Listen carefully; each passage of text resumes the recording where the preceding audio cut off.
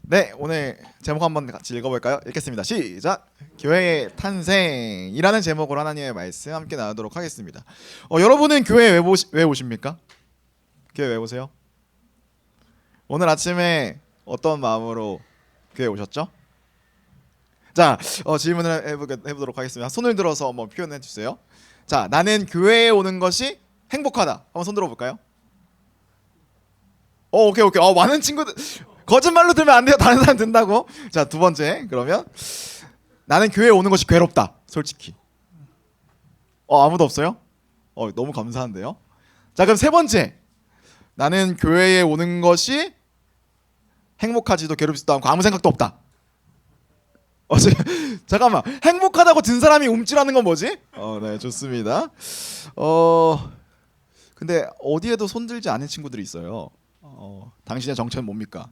어떤 생각을 하는 거 있는 거죠? 좋습니다. 여러분 한번 생각해 보죠. 여러분들이 또 교회에 오는 것에 대한 다양한 감정이나 또 생각들이 있는데 좋아요. 그것이 어땠든지 일단 여기 온 거 자체로 여러분 너무 축복합니다. 자, 그런데 우리가 이 교회에 대해서 생각을 해볼 때 가장 친한 친구 한 명을 떠올려 볼까요? 대신 교회 안 다니는 친구로 한번 떠올려 볼게요. 자, 근데 그 친구가 어느 날은 이런 질문을 하는 거예요. 누구누구야? 이채야, 너 교회 왜 다녀? 이렇게 묻는 것이죠. 여러분 뭐라고 대답하실래요? 아마 대부분 친구들이 이렇게 대답할 것 같아요. 나는 어렸을 때부터 교회 다녔어. 부모님 다니니까 교회 어렸을 때부터 다녔지 라고 대답을 하니까 이 친구가 이렇게 다시 물어보는 거죠. 아니, 교회 언제부터 다녔는지 물어보는 게 아니라 교회 왜 다니냐고. 교회 다니면 돈 줘? 내가 알기론 교회 돈 내고 다니던데 오히려. 그쵸, 막 헌금 내니까. 이렇게 묻는다면 여러분들은 어떻게 답변하실 것 같으세요? 아마도 막 그럴 것 같습니다. 뭐 이런 쓸데없는 거 물어보냐. 조용히 해라. 내가 교회 간다는데 불만 있어? 너 올 거 아니면 그런 얘기 하지 마 라고 얘기한다면 여러분은 뭔가 그 대답이 좀 궁색해 보이지 않으십니까? 맞습니다. 모두가 쉬거나 혹은 남들은 부족한 공부를 하는 이 황금 같은 일요일에 누워서 쇼츠 보기에도 아까운 이 시기에 교회를 여러분들이 온다면 혹은 올 수밖에 없다면 저는 그 의미를 분명하게 아는 것이 중요하겠다는 생각을 합니다. 저는요 이 가운데는 어려서부터 당연히 이 자리에 왔고 혹은 안 가면 가정의 평화가 깨지는 친구들 분명히 있을 거예요. 생각해보세요. 교회 안 간다? 부모님이 정말 여러분 혼내겠죠. 네, 오늘도 아마 늦잠 자가지고 혼난 친구 분명히 있을 겁니다. 이런 것처럼 교회에 올 때 여러분들이 저는 끌려오지 않았으면 좋겠거든요. 끌려온 거잖아요. 소위 말해서. 근데 저는 부탁드리고 싶은 건 기왕 이곳에 뭐 끌려왔든 어떤 이유에 왔든 여러분들이 이곳에 온 것 자체가 하나의 선택입니다. 자, 한번 생각을 해볼게요. 만약에 이 교회에 오는 것에 대해서 우리가 나는 지금 끌려왔다고 생각을 하지만 이 교회에 오는 것의 개념이 실제로 실제가 아니죠. 가정을 해보는 거예요. 누군가가 여기서 뭔가를 막 세뇌를 해. 혹은 교회에 오면 뭔가 잘못된 막 사상을 주입받아. 그런 것을 여러분은 아는데 부모님은 몰라요. 그러면 여러분 교회에 오는 것에 대해서 어떻게 생각할까요? 엄마 절대 안 간다고. 미쳤냐고. 막 이렇게 생각하지 않겠습니까? 이런 것처럼 여러분 그렇지 암묵적인 동의가 있는 거예요. 여기 오는 것은. 그런 맥락에서 여러분이 이곳에 왔다면 어쨌든 좀 교회에 대한 의미나 어떤 목적들을 좀 분명히 아는 것이 중요하지 않겠나 생각을 좀 해본 거예요. 그래서 좀 여러분의 좀 상황을 좀 제가 좀 살펴보기 위해서 한 가지 좀 준비를 했습니다. 교회 생각 문진표를 준비를 해봤거든요. 오늘은 좀 잠깐 좀 색다르죠? 5가지 질문을 드릴 거예요. 그래서 5가지 질문에 한번 여러분이 스스로 답해보고 점수를 한번 매겨보시면 좋을 것 같아요. 핸드폰 한번 꺼내볼까요? 핸드폰 메모장에다가 1번부터 5번까지 나는 교회에 오는 것이 행복하다, 매우 그렇지 않다, 그렇지 않다, 보통이다, 그렇다, 매우 그렇다. 이렇게 1점부터 5점이 있으니까 잠깐 시간 드릴 테니까 총점 25점 만점이죠? 나는 몇 점이 나오는지 한번 해보도록 하겠습니다. 자, 다 어느 정도 여러분 교회에 대한 생각을 좀 정리를 해봤을 것 같은데요. 자, 점수를 자기 거 기억하시죠? 자, 제가 진단을 문진표를 했으니까 진단 한번 내려보도록 하겠습니다. 자, 그래도 혹시 여기에 만점 있으세요? 25점? 오케이, 좋습니다. 자, 제가 한 단계를요, 한 세 단계로 좀 구분을 했어요. 나는 5점에서 10점이다. 손 들지 마십시오. 네, 손 들지 마십시오. 교회 부정적인 사람의 가능성이 높으니까 이분 일단 처방 이렇게 드립니다. 일단 전우사님과 목사님 만납시다. 네, 이 선생님도 이따 파악해 주십시오.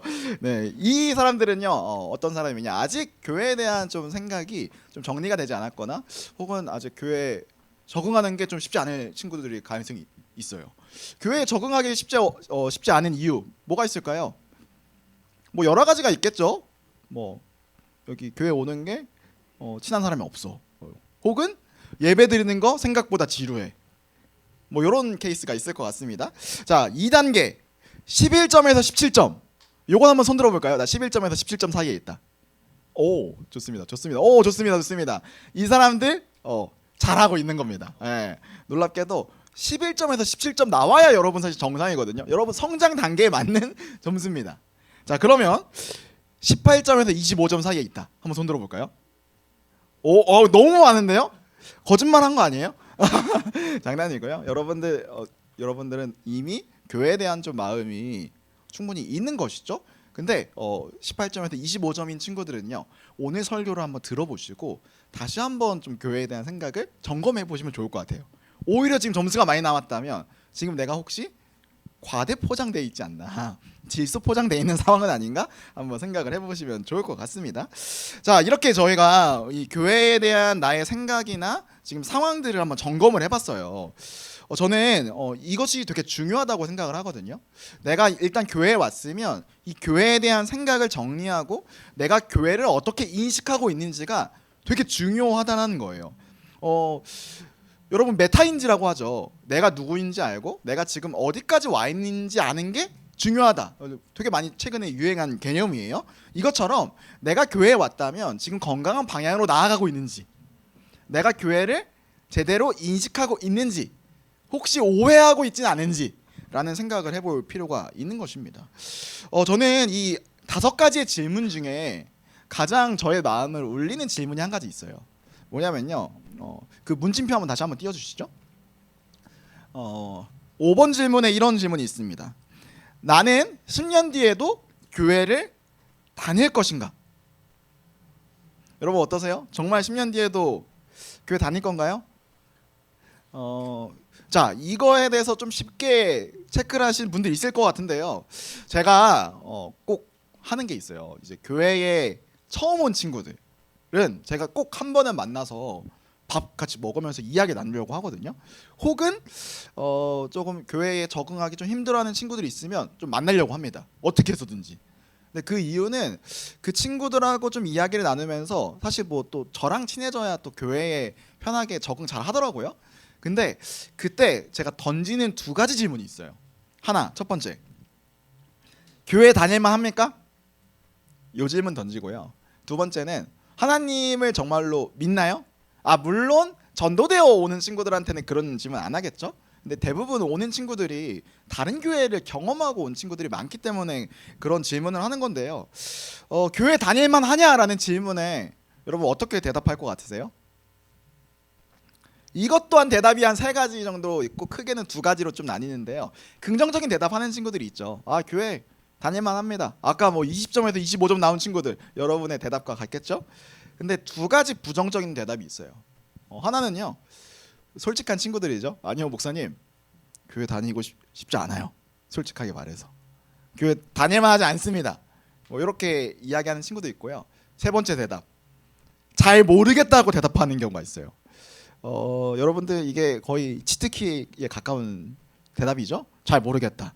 사실 잘 모르겠다는 거절에 가깝습니다.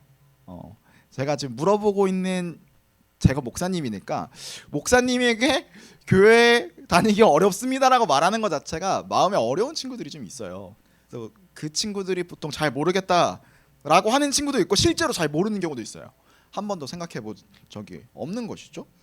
어쨌든 제가 그런 친구들에게 특별히 교회 다닐만 하다고 이야기하는 친구들에게 다시 질문 던질 때 이런 얘기를 해요. 자, 가정을 한번 해보자. 제가 MBTI N이라서 가정을 진짜 많이 해요. 참고하고 들으세요. 10년 뒤에 부모님에게 일단 기본적으로 독립을 했어요. 그리고 부모님하고 부모님이 주일에 교회 가는지 점검하지 않아. 아무도 교회 가라고 이야기하는 사람이 없어. 그럼 교회 갈 것인가 안 갈 것인가 한번 생각해 봅시다. 여러분 어떠실 것 같으세요? 대부분 이 질문을 던지면요, 안 갈 것 같다고 이야기합니다. 근데 거기다 한 가지를 덧붙여요. 크리스마스나 부활주일은 간다. 이 얘기를 대부분 하는 것이죠. 되게 멋쩍게 웃으면서 그 얘기를 하는데요. 재밌는 건 이렇게 대답하는 친구들이 10명을 물어보면 7, 8명이 된다라는 것이죠. 물론 최근에 좀 비율이 좀 낮아졌어요. 한 6명 정도로 좀 줄었거든요. 그래도 저는 이게 또 좀 감사한 이야기이긴 하지만 뭔가 그런 친구들의 마음을 조금 들어보면 대부분 교회에 적응하는 게 쉽지 않다라고 이야기를 해요.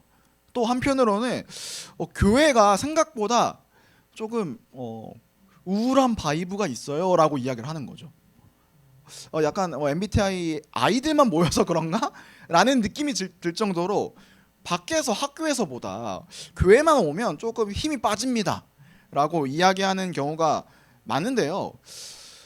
저는요 사실 여기에 온 여러분 모두가 행복하고 즐겁고 진심이라면 교회가 행복하지 않겠어요? 그렇지 않습니까? 교회 오는 게 기쁜 사람들만 다 모여 있어. 그리고 교회 온 사람 모두랑 친해지고 싶은 사람이 다 모여 있어. 그러면 교회 당연히 행복하고 재밌었겠죠. 그런데 사실 교회가 그렇지 않을 때가 참 많다는 것이죠. 제가 좀 부정적인 이야기를 좀 했는데요. 그럼에도 불구하고 저는 믿고 기대하는 게 있어요. 여러분이 이 죽전우리교회라는 또 고등부라는 공동체를 통해서 교회에 대해서 배우고 하나님을 알아가는 이 시간이 쌓여가면요, 저는 10년 뒤에 여러분 교회 다닐 거라고 생각합니다. 저에게는 그런 소망이 있어요. 그뿐만이 아니죠. 10년보다 더 빠른 시간 내에 훨씬 더 교회를 더 사랑하고 하나님을 만날 거라고 저는 확신해요. 제가 왜 확신하냐고요? 성경이 그 얘기를 하고 있기 때문인 것이죠. 여러분을 여기에 그냥 보낸 게 아닙니다. 죽전우리교회 그냥 왔을 것 같죠? 아니요. 그냥 오지 않았습니다. 하나님께서 분명한 계획을 가지고 여러분들을 보내셨다고 저는 확신을 합니다. 제가 이 얘기를 하니까 거의 뭐 설교를 마쳐야 될 것 같은 핵심 메시지를 다 전한 것 같은데요. 그런 의미에서 오늘은요, 우리가 4월 한 달 동안 교회에 대해서 살펴볼 텐데, 교회는 과연 어떤 곳인가라는 것을 살펴보면서 교회를 좀 알아가면 여러분들이 교회의 의미를 더욱더 확실하게 알고 사랑하게 되지 않을까라는 생각을 해보게 됩니다. 이런 생각을 해보게 되는 것 같아요. 어떤 사람의 정체성, 어떤 사람의 근본을 알기 위해서는요, 그가 어디서 왔는가, 그가 어디서 태어났는가를 보면 좀 이해되는 경우가 많습니다. 저는요, 어디 사람일까요? 저는 충청도 사람입니다. 여러분 그 충청도 사람인데 그 인터넷에 그 느낌이, 요즘 밈이 있죠. 충청도식 화법. 여러분 아시지 않습니까? 뭐 요즘에 뭐 일본의 교토식 화법, 일본의 교토식 화법이 있다면 한국에는 충청도식 화법이 있습니다. 뭐 이런 것이죠. 어떤 느낌이냐? 제가 한 가지 에피소드를 좀 말씀드릴게요. 댓글에 막 이런 이게 있었어요. 한 친구가요, 똥 싸러 갔대요. 근데 휴지를 너무 많이 가져간 거예요. 근데 반장이 충청도 사람이었다고 합니다. 뭐라고 답했을까요? 내장까지 닦는겨?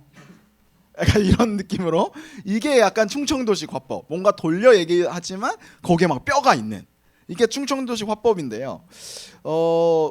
저는 충청도 사람이지만 이런 화법이 없습니다. 여러분 잘 아시겠지만 저는 솔직하고 직설적인 화법이 있는 것이죠. 왜 그럴까요? 저는 충청도에서 자랐지만 태생은 경기도 평택입니다. 나는 다른 사람들과 달라요. 배경이 좀 다른 것이죠. 이런 것처럼 뭔가 이 어떤 한 사람의 근본과 정체성과 배경을 알면 이 사람이 어떤 사람일 것이다라는 게 조금 알게 되는, 분석이 되는 것이 있다는 것이죠. 교회도 마찬가지입니다. 교회도 그 근본이 어디에 있고 어디서 시작했는지를 알면 교회가 어떤 공동체인지 알 수 있다는 거예요. 자, 오늘 우리가 읽었던 성경 본문이 바로 그 이야기인데요. 우리 13절 말씀을 한번 함께 읽어보도록 하겠습니다. 읽겠습니다. 시작.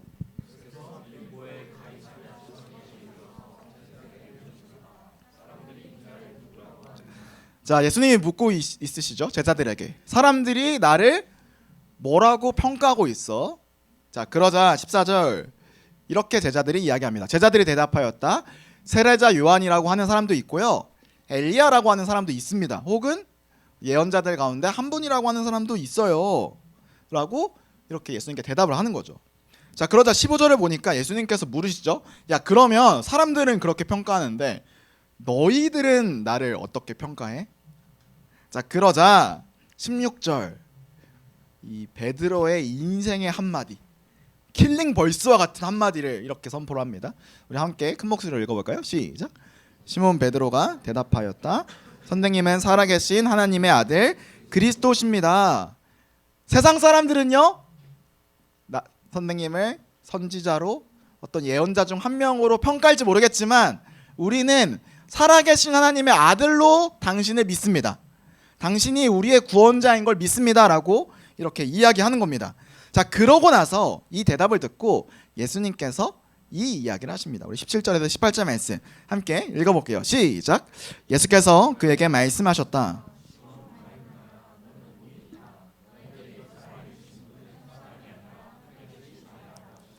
나도 너에게 말한다. 너는 베드로다. 나는 이 반석 위에다가 내 교회를 세우겠다. 죽음의 문들이 그것을 이기지 못할 것이다.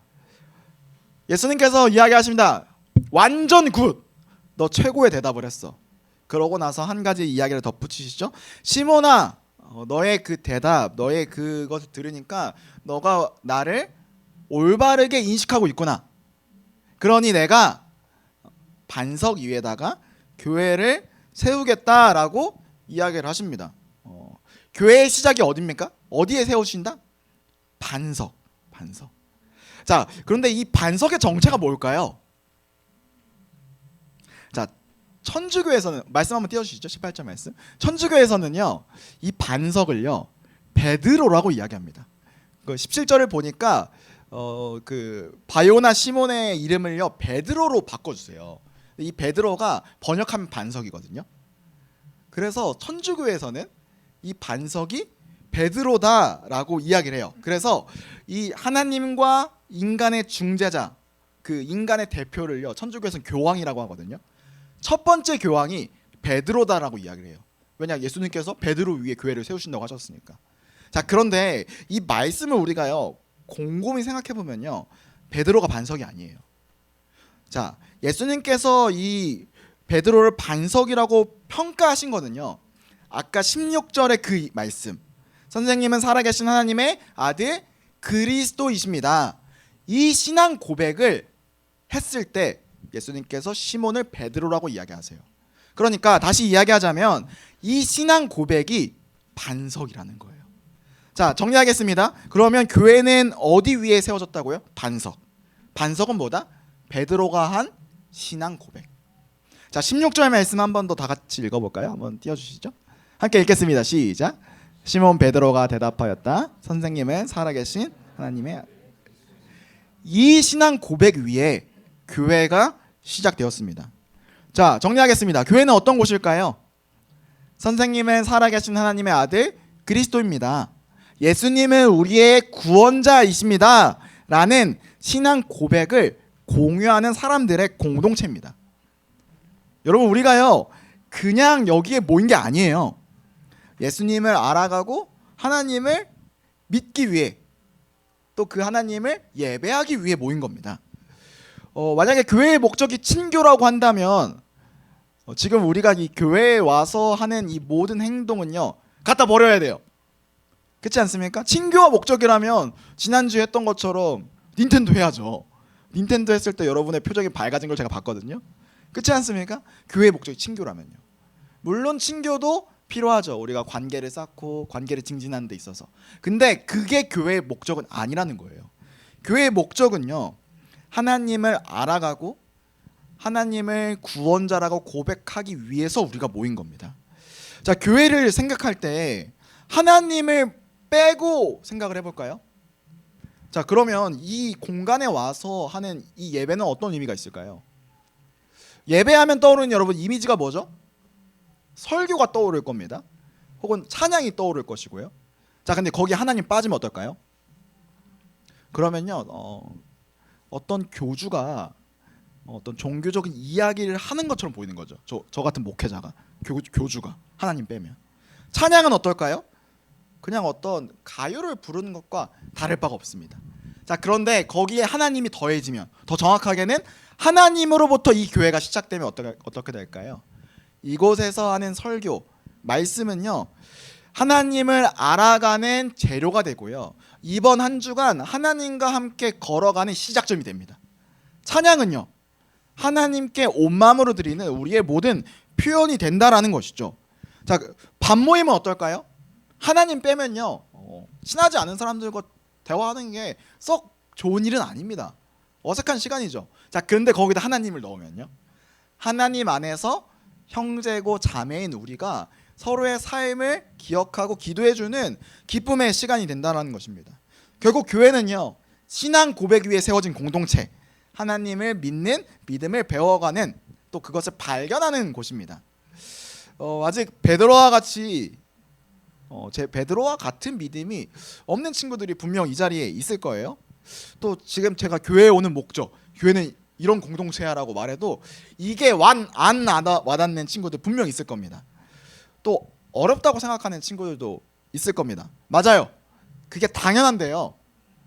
근데 교회는요, 여러분, 교회라는 그 단어 자체에 우리가 이곳에 와서 하는 그 모든 것이 담겨 있습니다. 교회가, 여러분, 이 단어가 한글이 아니에요. 한자어거든요. 지금 우리가 또 필수 교육 과정에 한자가 없으니까 잘 모르실 텐데요. 교회는요, 가르칠 교자에 모일 회자가 합쳐진 거예요. 그러니까 가르침을 배워가는, 가르침을 알아가는 공동체가 바로 이곳이에요. 자, 그러니까 우리는요, 결국 우리 모두는 하나님을 배워가는 학생인 겁니다. 여러분, 학생이 처음부터 능숙하고 학생이 처음부터 모든 것을 다 압니까? 아니요, 그렇지 않습니다. 학생은 수업도 듣고 공부를 하면서 점점 실력이 늘어가는 것처럼 마찬가지예요. 교회에 온 여러분이 처음부터 모든 것을 다 이해할 수는 없습니다. 그러나 이곳에 와서 함께 하나님을 알아가고 함께하는 이 공동체를 통해서 우리가 점점 더 건강한 학생으로 자라간다라는 것이죠. 여러분도 그 과정에 있고요, 저도 그 과정에 있습니다. 저와 여러분이 함께 이 자리에서 예배하면서 하나님을 알아가는 저와 여러분이 되길 주님의 이름으로 축복합니다. 자, 이제 설교를 마무리하려고 하는데요, 전사님 반주해 주시면 좋을 것 같고요. 고등부에서 양육훈련 여러분 하고 있는데 알고 계시죠? 우리 몇몇 모즘에서 어떤 친구들이 좀 했었는데, 한 친구가 양육훈련을 통해서 느낀 점을 이렇게 시로 적었더라고요. 그것을 어제 선생님들과 교육자들에게 또 공유했는데요, 저는 그 시를 읽으면서 상당한 감동이 있었습니다. 왜냐하면 그 친구의 신앙 고백이 또 진솔한 신앙 고백이 담겨 있었기 때문인데요, 우리 그것을 잠깐 소개하려고 하는데 한번 여러분들은 화면을 보시고 눈으로 한번 확인하시고 제가 한번 읽어보도록 하겠습니다. 제목, 희망 되시는 예수님. 넘어져 암울한 골에 빠지고 앞을 알 수 없는 상황일 때 무력감에 낙담할 수밖에 없지. 희망이 오기나 할지 암울한 골에서 헤매어 희망을 잃어갈 때쯤 직접 희망이 온 거야. 널 구해주기 위해.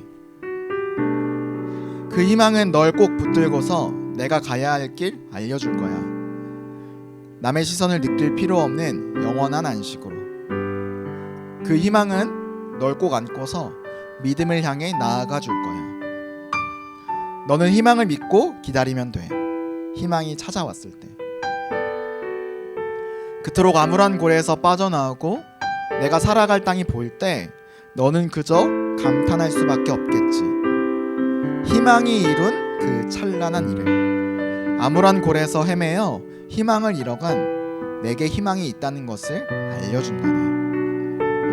그 희망은 널 꼭 붙들고는 칭찬을 아끼지 않을 거야.